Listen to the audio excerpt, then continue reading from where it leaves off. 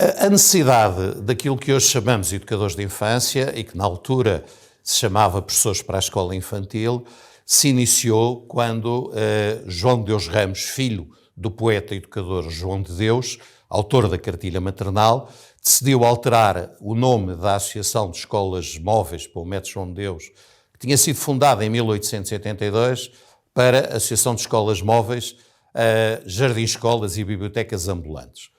Durante o tempo de criação da associação, desde 1882, eram enviados professores a diversas localidades da nação, em vários sítios, inclusive prisões, regimentos do Exército, da GNR, depois, quando foi criada, para ensinar a ler e escrever, contar, fazer as 4 operações aritméticas e ler num livro que tinha sido adaptado por João de Deus, chamado Os Deveres dos Filhos, que seria aquilo que hoje poderíamos considerar uma educação cívica.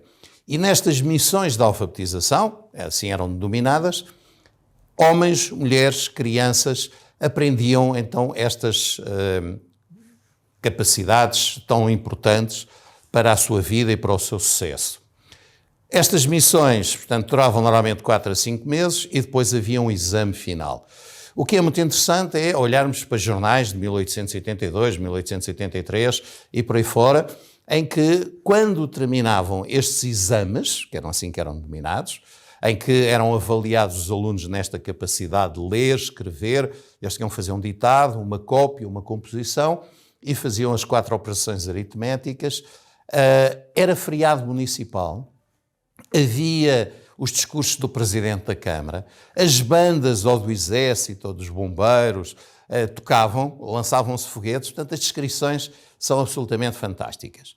E portanto havia necessidade de formar estes professores que eram formados aqui na associação, alguns deles pelo meu bisavô, o poeta João de Deus, e depois, quando se criaram então os Jardins Escolas, sendo inaugurado o primeiro em 1911 em Coimbra, já por João de Deus Ramos, começou a haver necessidade da formação destes professores que trabalham nos Jardim Escolas, porque rapidamente, a seguir ao sucesso do primeiro Jardim Escola, sucederam outros, Figueira da Foz, em Alcobaça, aqui em Lisboa, e então havia necessidade de criar a formação desses professores. Ao mesmo tempo, tínhamos um grande número de solicitações, nomeadamente de pessoas que queriam ir para as antigas denominadas colónias portuguesas da África, que queriam ir ensinar a ler e a escrever, como se dizia na altura, então solicitavam-nos essa formação.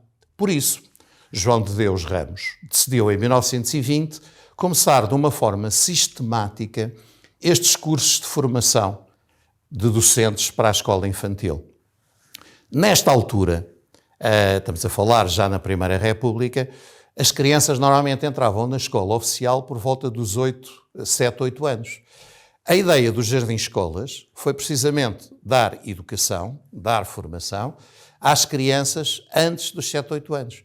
É por isso que os primeiros Jardins Escolas funcionavam dos 3 anos até aos 7, 8 anos, até a denominada naquela altura segunda classe. Portanto, os nossos educadores, como agora denominamos, lecionavam dos 3 anos até aos 8.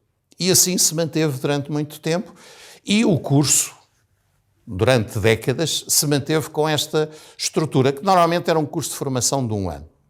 Em 1943, sentiu-se necessidade de dar uma consistência mais forte ao curso, portanto, aumentou-se a formação para 2 anos, fez-se um novo plano de estudo, reforçado já com ideias que estavam em prática na época, e o curso começou então a ter essa duração de 2 anos. Em 1954, surge um segundo curso de formação, aí já chamado de Educadores de Infância, de uma escola que era a Escola de Educadores de Infância de Lisboa, mais conhecida pela Escola da Mitza, que era uma pessoa muito ligada ao Salazar, ao Estado Novo, e portanto com grandes apoios, digamos, do Estado Novo, que oficialmente não defendia a escola infantil, de tal maneira que o Carneiro Pacheco fechou todas as escolas infantis existentes em Portugal, exceto o Jardim Escola João de Deus. No decreto que encerra as escolas, em 1956, ele fecha e diz que não fecha os Jardim Escolas pelo projeto importante de respeito e de valor para o país que tinha os jardins-escolas. Que depois era muito interessante porque muitos dos filhos dos ministros do tempo de Salazar colocavam cá os filhos. Oficialmente eram contra a educação de infância, porque a política oficial era de ter as mães que educavam os filhos até à entrada na escola. E eu encontrei numa junta da Junta Nacional de Educação esta frase que hoje acharíamos horrorosa, em que dizia: as famílias de reta consciência têm repugnância a entregar a educação dos seus filhos a outros. Isto para justificar a não existência de educação infantil. Enfim, aquela máxima, Deus, pátria e família, portanto as mulheres em casa sem trabalharem, a educarem os filhos até a entrada na escola, exceto os jardins-escolas João de Deus, que tinham a questão de ter, e tinham outra particularidade, tinham a educação e tinham a educação de rapazes e raparigas juntas, o que na altura não era permitido. Portanto, mesmo as escolas ditas primárias ou eram só de rapazes ou eram só de meninas. E, portanto, havia esta discriminação. Nos jardins-escolas não, desde o princípio. Aliás, tinha sido uma ideia do meu avô, que era a escola, o jardim-escola era para todos, independentemente do dinheiro que tinham, do extrato socioeconómico, de ser rapazes ou raparigas, de tal maneira que nos primeiros jardins-escolas, e hoje ainda se continua essa prática, as crianças usavam bibe.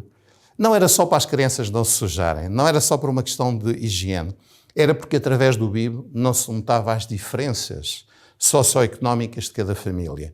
E mais, na altura, as crianças tinham umas sapatilhas de lona, com a sola de piteira, não é, de corda, que eram da mesma cor do bibe. Porque, como sabemos, na Primeira República havia crianças que não iam à escola, simplesmente não tinham sapatos. E era uma das condições para frequentar a escola, era terem sapatos.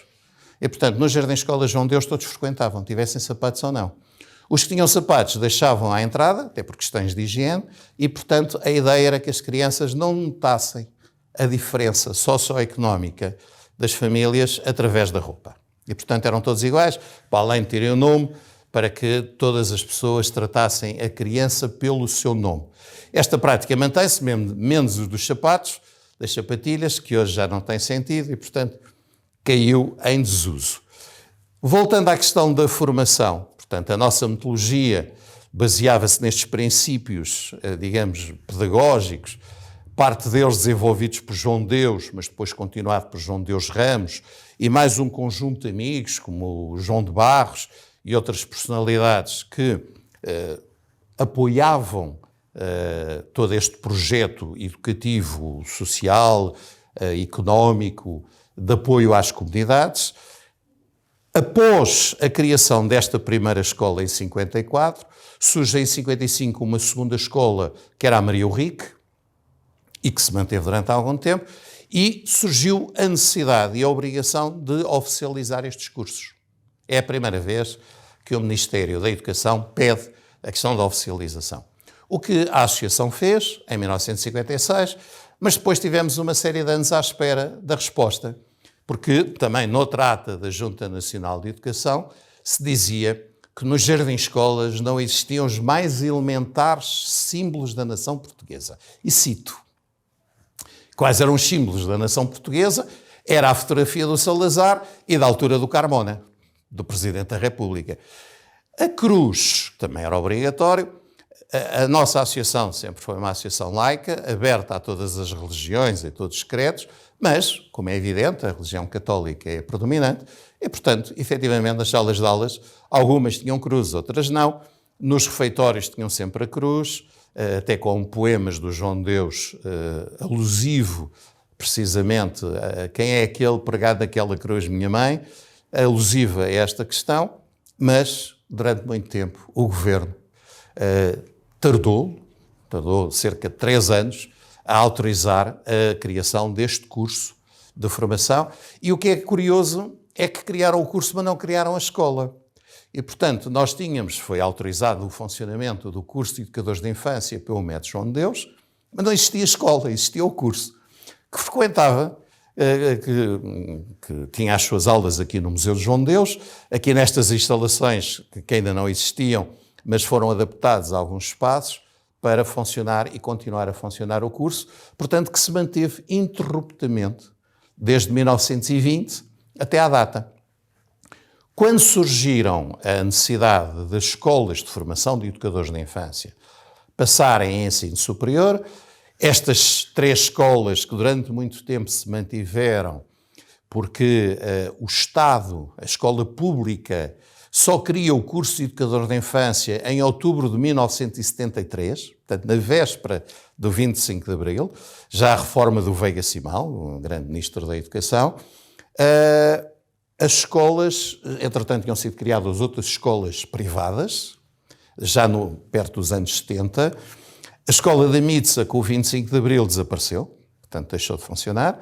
A escola da Maria Rico continuou e agora acabou por ser encerrada há algum tempo pela Agência de Acreditação, e nós tivemos, então, que propor a criação da Escola Superior de Educação João de Deus, o que fizemos ao abrigo de uma lei que foi criada para fundar o ensino superior particular e cooperativo, que é o Decreto-Lei 100B de 85, que tinha determinadas regras. Durante este período tivemos muitas reuniões com o Ministério da Educação, precisamente o que é que se fazia às escolas de educação, e não só, havia também as novas profissões, havia o ISLA, havia o Instituto Superior de Gestão, que eram escolas que não eram consideradas de ensino superior, mas que tinham todas as características para serem instituições de ensino superior. Então tivemos muitas reuniões, reuniões muito pouco conclusivas, porque dentro do próprio Ministério da Educação as pessoas não se entendiam. Eu recordo numa em que o Diretor-Geral do Ensino Superior dizia uma coisa, o Secretário de Estado do Ensino Superior dizia outra, e eu recordo até ter perguntado, peço desculpa, qual dos dois senhores é que manda no Ministério da Educação, porque ou vamos por aqui ou vamos por ali. As próprias escolas de educação, nós, a Maria Rica, a Paula Francinete e outras escolas que existiam, que agora a Escola Superior de Educação de Faf, que já existiam, portanto, estavam a discutir quais são as regras que o Ministério da Educação queria. Nós, perante a ausência de regras, eu propus à direção que, então, passássemos a aplicar o 100B de 85, que era para escolas novas, que eram criadas de raiz. Então vamos fingir que a escola não existe. Claro que existia, tínhamos todo o património, todo o saber. Vamos criar uma comissão de estudo, que foi presidida por o professor Albano Estrela, que foi um dos fundadores das Ciências da Educação cá em Portugal, com o professor Nicolau Raposo, da Universidade de Coimbra, a professora Beatriz Rocha Trindade, portanto um conjunto de doutores das Ciências da Educação, para reformularmos a escola baseado naquilo que sabíamos desta experiência acumulada, com a vantagem que tínhamos o feedback, digamos, dos nossos diplomados. Uma grande maioria ficava a trabalhar nos nossos jardins-escolas, outros iam para escolas com as quais também mantínhamos uma relação de proximidade e, portanto, sabíamos, digamos, dentro da formação que ministrávamos, o que é que estava a correr bem, onde é que tínhamos que reforçar mais, inclusivamente indo ao encontro das novas tendências. Eu lembro que em 87 éramos a única escola que tinha proposto uma, na altura chamada disciplina, agora chama-se unidade curricular, mas enfim, grosso modo estamos a falar do mesmo, de pedagogia intercultural. Porque com a professora Beatriz Rocha Trindade, que era uma pessoa muito preocupada com essa questão da integração de imigrantes e do trabalho com outras comunidades, e trabalhámos aqui durante vários anos. Essa unidade curricular acabou por desaparecer por causa das imposições que agora e as restrições que temos na formação de educadores e professores, em que o modelo é muito espartano, em torno de mais matemática, mais estudo de ciências sociais e mais língua portuguesa. E, portanto, a escola foi proposta a passar para ensino superior em 1987, o que foi aprovado depois em 1988, e a partir daí, portanto, temos passado, digamos, as vicissitudes, as vantagens e desvantagens que todo o ensino superior em Portugal tem, com a entrada em funcionamento da acreditação, com a entrada em funcionamento do novo diploma que regulamenta a formação de professores, e, portanto, tivemos que nos ir adaptando aos tempos, aproveitando sempre a experiência que tínhamos anteriormente e melhorando e trazendo sempre novidades, porque é uma prática, enfim, que herdámos do João Deus Ramos. O João Deus Ramos, antes de fundar o Jardim Escolas, foi visitar várias escolas, nomeadamente em Genebra, Maison des Petits, em França, em Itália com a Maria Montessori, na Alemanha com o Froebel, que eram escolas que começavam a dar os primeiros passos numa educação de infância, verdadeira educação de infância, não simples armazéns que guardavam as crianças durante o tempo em que os pais iam trabalhar, e, portanto, trouxe algumas dessas metodologias que desde 1911, na inauguração do Jardim Escola de Coimbra, que é a mais antiga escola infantil em Portugal, continuam a ser utilizados, como os dons de Froebel, o Cuisenaire, os materiais montessorianos, continuamos a utilizar e que eu diria que a maioria das escolas infantis do mundo utilizam, esquecendo-se que quem propôs aquelas atividades, desde de fazer, apertar botões, para a questão da motricidade fina, para a coordenação oculomanual, quem começou por propor isso foi a Maria Montessori, portanto eram conhecidos pelos materiais montessorianos.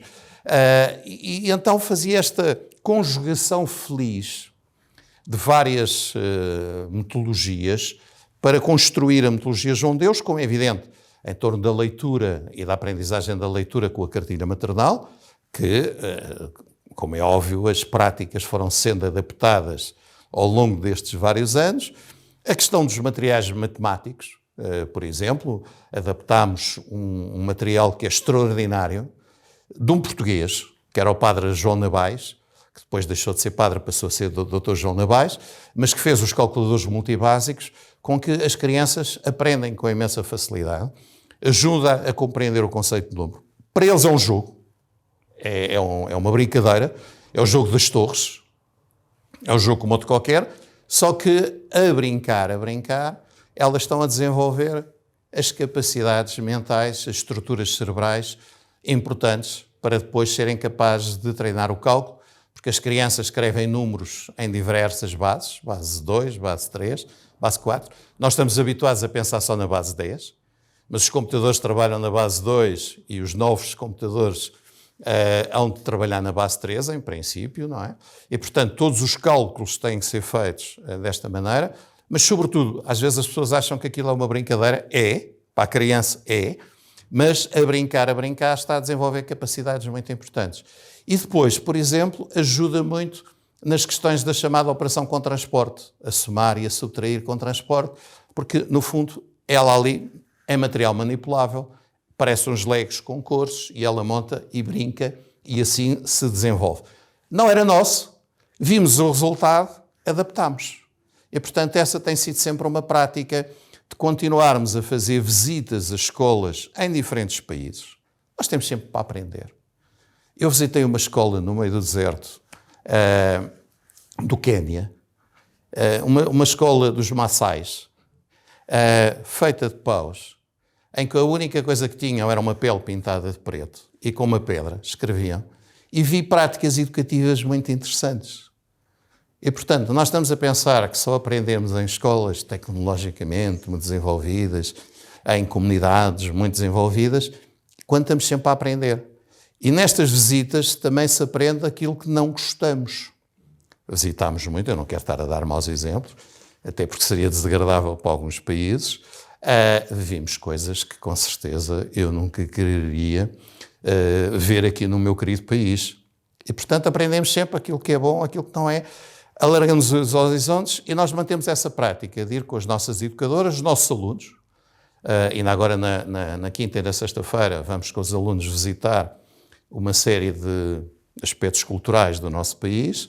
Vamos visitar outras escolas para eles verem coisas diferentes, para aprenderem coisas diferentes, porque um educador, um professor, nunca pode estar limitado àquilo que vê no seu computador, no telemóvel ou na televisão. Tem que conhecer in loco, vivenciar essas experiências, porque as aprende de outra maneira.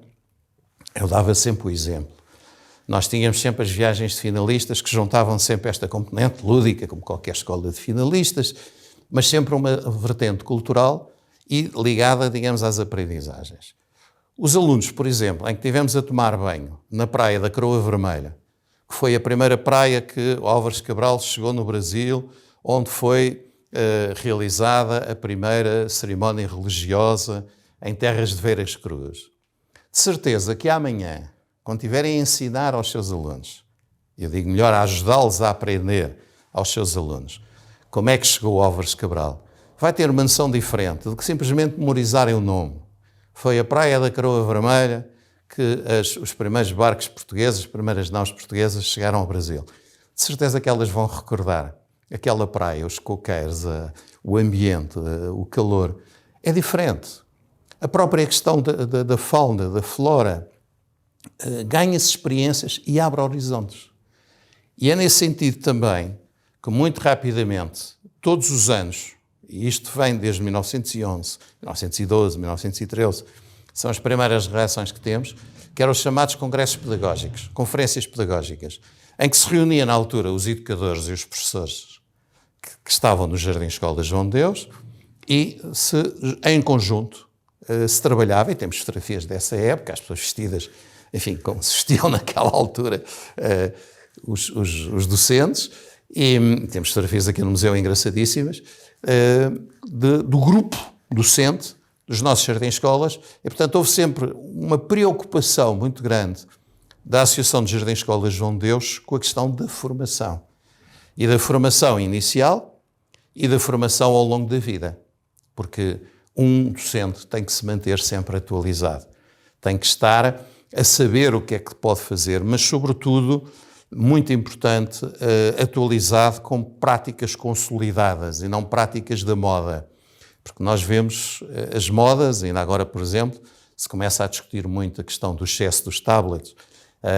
Recordo que aqui há uns anos havia escolas, acabar com o papel, acabar com os livros, não há nada, é tudo com o tablet, isso é que era bom, defender. E agora começamos a ver países muito desenvolvidos a começar a questionar isso.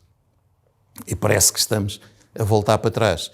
Nós sempre defendemos que uma coisa não substitui a outra. O tablet, como é evidente, tem grandes vantagens do ponto de vista educativo, mas não podemos esquecer os livros, não podemos deitar fora o livro. A mesma coisa em relação ao quadro. A criança escrever no quadro é completamente diferente de escrever no tablet ou nos quadros interativos. Estas boas atividades que se fazem de maneira a poder ajudar as meninas e os meninos a desenvolverem capacidades, destrezas, habilidades, conhecimentos, valores e atitudes que permitam serem felizes e que contribuam para terem sucesso na vida, é muito importante. Porque a prática do Jardim Escola João de Deus e da Escola Superior de Educação João de Deus, com as suas antecessoras, foi sempre trabalhar para o sucesso na vida.